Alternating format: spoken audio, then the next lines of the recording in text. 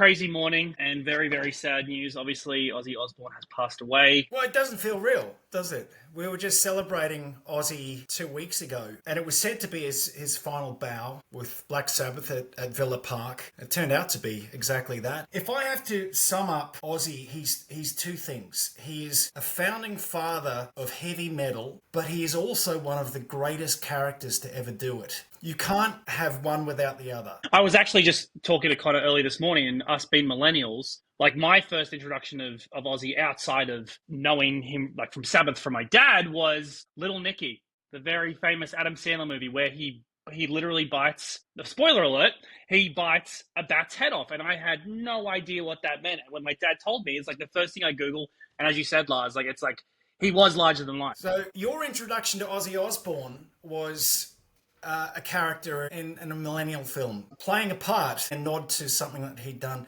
Well, I'm of an age, Gen X, where the story of Ozzy Osbourne was that of a wild man who bit the head off a bat, who bit the head off a bird, who peed on the Alamo and was banned for 10 years from San Antonio. All of these stories turned out to be true. They weren't myth. Ozzy was this character who had this story. There was a story about him, and whenever you saw a picture of Ozzy in the press or whenever he was on television, you had to pay attention. Connor, how are you feeling about it? I think talking about his character, I think there's a sadness with him dying because I don't see many characters like Ozzy coming through. Do you know what I mean? That are like good at the music side, but as good at the performance, just being charismatic. I feel that kind of person's dying out in music, especially rock. So there's a sadness with one of the greatest characters of the past 50 years departing. There is only one Ozzy Osbourne, and you've made it when you're known globally by one name. Yes. And not only did Ozzy do that as a solo artist, but we all know what Sabbath is. We don't need to say Black Sabbath. What do we think happens from here? Because, again, before this, we were reporting on the Back to the Beginning concert in Birmingham, and there is going to be a concert film of this in 2026.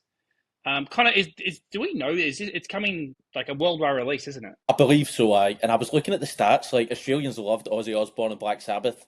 His final two solo albums made the top 5 in the area charts, so I wouldn't be surprised to see the area charts fill up with Sabbath releases again over the next couple of weeks. Lars, are you expecting Ozzy to kind of hit the Australian charts all over again? Well, we live in a streaming world, and nothing creates spikes on the charts, quite like a reunion, which we're seeing with Oasis, or a death. And I don't know about you two, but I've been listening to Ozzy Osbourne all day.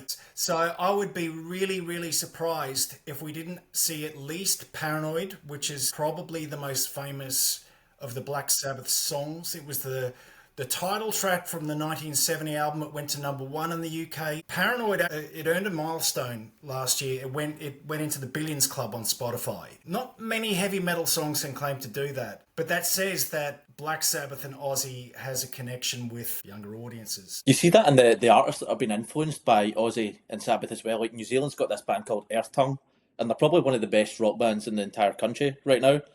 And they would be nothing without the Sabbath influence. They just inspire all these up-and-coming bands. It's incredible. Well, it's funny thinking of that Birmingham concert. Like, when was the last time Gunners or Metallica opened for anyone? And they gladly did it. Ozzy transcended recorded music and became a TV star in the early 2000s, which made him a superstar with an entirely new generation. And with Americans, I suspect many Americans struggle with his accent. It was the most popular television show in MTV history. And it was led by a Brummie, of all accents for Americans to have to absorb. They had to learn the famous Brummie accent, but it was a massive, massive hit. And off the back of that show, which won an Emmy, Ozzy had his first UK #1 single the year after that TV show, Changes, with his daughter Kelly.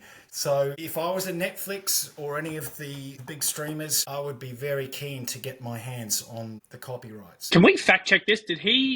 Was his reality show before the Kardashians? 100%. Or even like the Wes Hilton, The Simple Life one? It would have been because it was about 2000, I think it was. It was so pioneering. Like that family reality TV show wasn't a thing back then.